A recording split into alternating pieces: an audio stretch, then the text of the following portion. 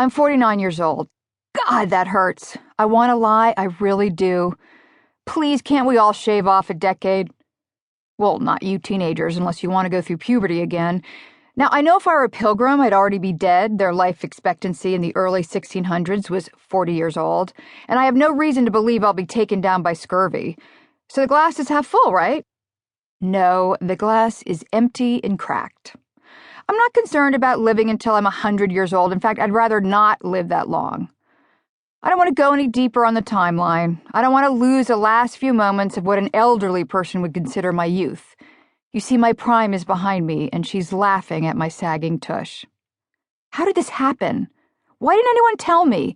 I mean, I had a sense about the weather-beaten skin and osteoporosis, but what about the emotional toll? My night sweats are over a loss of bloom, not estrogen depletion. My salad days are over. The greens are wilted and soggy, and who wants leftover salad? I thought I would delicately leap from 49 to 50 the way I have the other stepping stones of life, with a large slice of bittersweet chocolate cake and some dirty dancing. But not this time. I have lost my balance and fallen into the river of senior despair.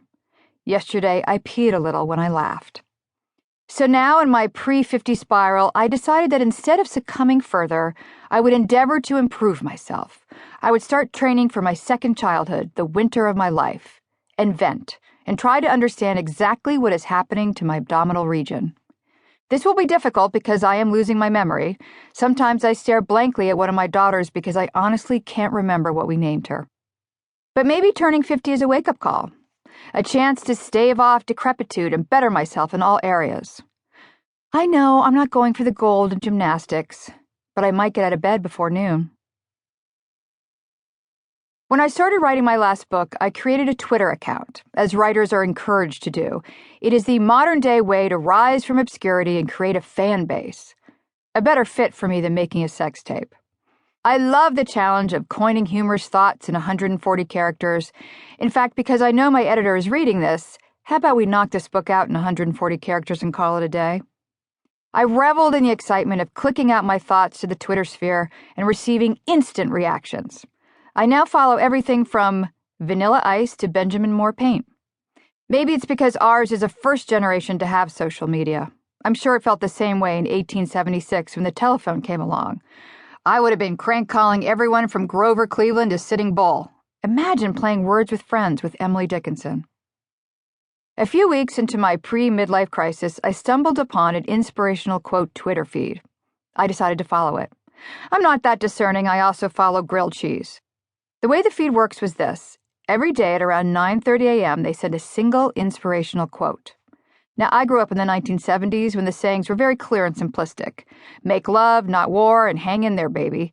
So at first I felt overwhelmed by some of the deep and intellectual aphorisms. But after a couple of weeks, the quotes started to really resonate. They weren't necessarily motivating me or goading me, mind you, but rather they were making me feel uncomfortably aware that perhaps I wasn't living life to the fullest.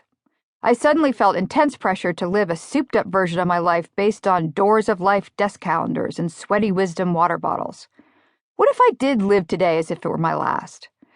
Well, I'd be in the Turks and Caicos with a 20-year-old surfer, a box of yodels, and a bottle of rosé. No, that sounds superficial and heartless. I'd be in Paris with my husband and 2 daughters. And a 20-year-old surfer. What? I need a babysitter. The inspirational Twitter feed had me reflecting on my past as well. I'd worked for Oprah Winfrey for a few years as a correspondent and co-star in her Friday Live show.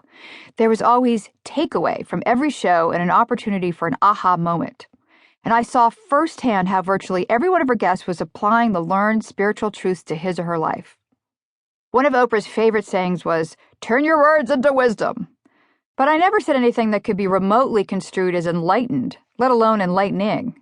I was still treading water under the "shit happens" slogan.